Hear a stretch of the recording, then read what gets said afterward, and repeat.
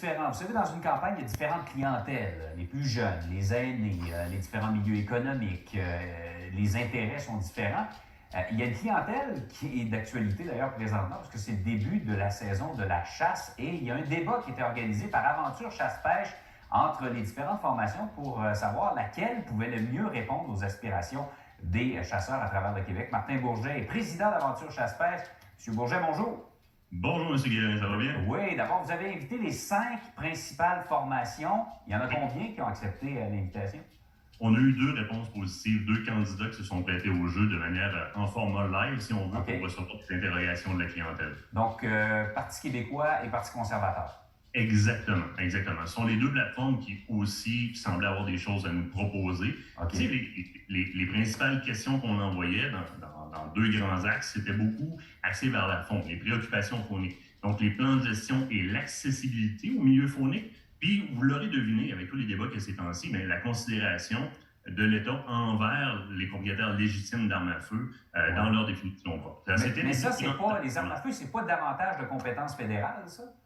Les armes à feu au niveau de la loi C-71 et C-21, définitivement. Par contre, quand on adresse le registre des armes à feu, c'était de juridiction fédérale, mais le défunt registre qu'on a laissé tomber parce que c'était un trou financier, eh bien, la province l'a reprise pour reconstituer un registre fédéral, un registre provincial des armes à feu, et obligé, dans un cadre de sécuriser la province, d'enregistrer les armes dans un registre. Donc, ça, c'est aussi un point qu'on discutait très fortement hier avec les différents candidats, à voir qu'est-ce qu'ils avaient à amener. La priorité était en matière faunique, parce que vous comprendrez que la chasse, indéniablement, même la PETA se prononce là-dessus, est le principal moyen de gestion présentement des milieux fauniques et des cheptels animaliers. C'est ancestral et c'est encore le cas.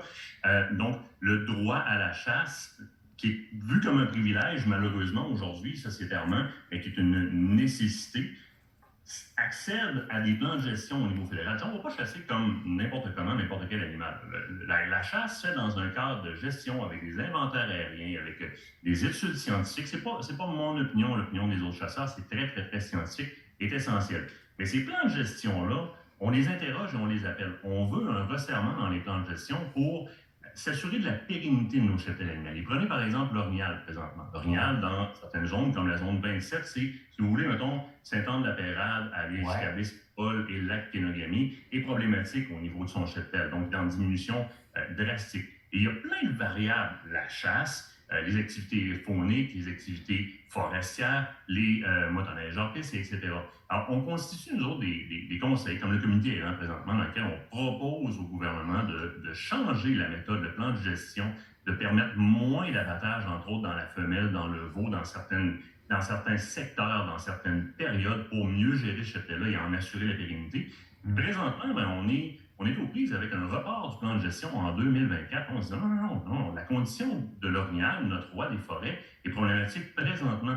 Et lorsqu'on parle de l'orignal, on ne parle pas juste que le chasseur va avoir accès à plus d'orignal. L'orignal, c'est un indicateur. Si l'orignal va mal sur le bord des lacs et des rivières, la martre aussi va mal. Le raton laveur va mal. Il y a des végétaux qui vont mal. C'est un indicateur. Alors, ça, c'était la première interrogation. Dans l'orignal, dans le cerf de Virginie, vous savez, Unis pour la faune limite beaucoup pour la limitation de la taille légale des bois, la réglementation de la taille légale des bois, question de collecter des grands mâles et non pas de jeunes mâles et de jeunes femelles, ou rééquilibrer les cheptels en collectant des femelles dans certains secteurs pour justement assurer la pérennité. Vous voyez, c'est tout dans des mindsets de gestion faunique pour la pérennité de notre activité, mais aussi des espèces fauniques. Alors ça, c'était la première grosse interrogation. On a eu des réponses, le fun, on aurait voulu en avoir plus, par contre. Ouais. Mais dites-moi justement, à la lumière de je pense que vous avez eu 2 heures avec les candidats, quelque chose comme ça, laquelle des 2 formations, Parti québécois, Parti conservateur, semble plus être à l'écoute de la clientèle de chasse et de pêche? Moi, je dirais, là, d'emblée, les 2 avaient de bonnes réponses sur des cadres différents. Du côté du Parti québécois, par exemple, on parlait beaucoup au niveau de l'accessibilité, de la gratuité au niveau des permis de pêche pour les gens, des diminutions des coûts de permis et, étonnamment, quelque chose qui, je salue haut et grandement, une réduction des prix de permis de chasse pour les gens qui vont initier de nouveaux adeptes. Donc, pour pousser la relève de ce sport-là, on va aller adresser jusque-là. et une grande volonté d'écoute des différents groupes aussi au niveau des choses qui nous concernent, comme les plans de gestion dont on parle présentement. Évidemment, du côté conservateur, on s'y attendait, et c'est eux qui ont tiré le plus de ferveur du côté des chasseurs et tireurs sportifs, parce que le registre est arrivé de l'avant très rapidement. Donc, la façon dont on considère les armes à feu présentement, et rapidement est venue sur le plancher la légitimité de la possession légale et légitime d'une arme à feu et sa présence dans l'histoire de la criminalité du Canada, du côté des chasseurs et des tireurs sportifs. On a parlé de Myriam Bédard, on a parlé de discipline sportive, on a parlé d'un cadre excessivement sécuritaire, puis on a même avancé avec le candidat du côté conservateur la possibilité d'utiliser les moyens qui sont en place présentement dans l'obtention d'un permis de possession-acquisition, etc., pour produire des outils d'éducation. On éduque nos enfants à savoir qu'est-ce qu'on fait quand on trouve un paquet d'allumettes, mais dans la rue ici, je ne sais pas combien de personnes sont habituées à vérifier si une arme est sécuritaire et quoi faire si je tombe dessus. C'est un objet de la vie courante aujourd'hui à laquelle on peut avoir affaire, et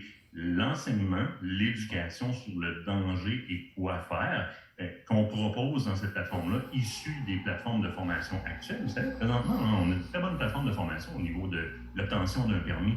Mais il y a eu des propositions hier là, à venir amender ces formations-là pour rendre le cadre encore un peu plus serré, mais pas insidieux, là, de façon à faire des vérifications peut-être avant d'entrer dans le processus. Hey, M. Bourget, merci beaucoup de nous avoir peut-être mis au diapason. Je suis moi-même pas chasseur. Il y a peut-être beaucoup de nos téléspectateurs qui ne le sont pas, mais d'une clientèle qu'on entend rarement dans une campagne comme celle-là. Merci d'avoir été là. Merci à vous. Au revoir. Au revoir. Au revoir.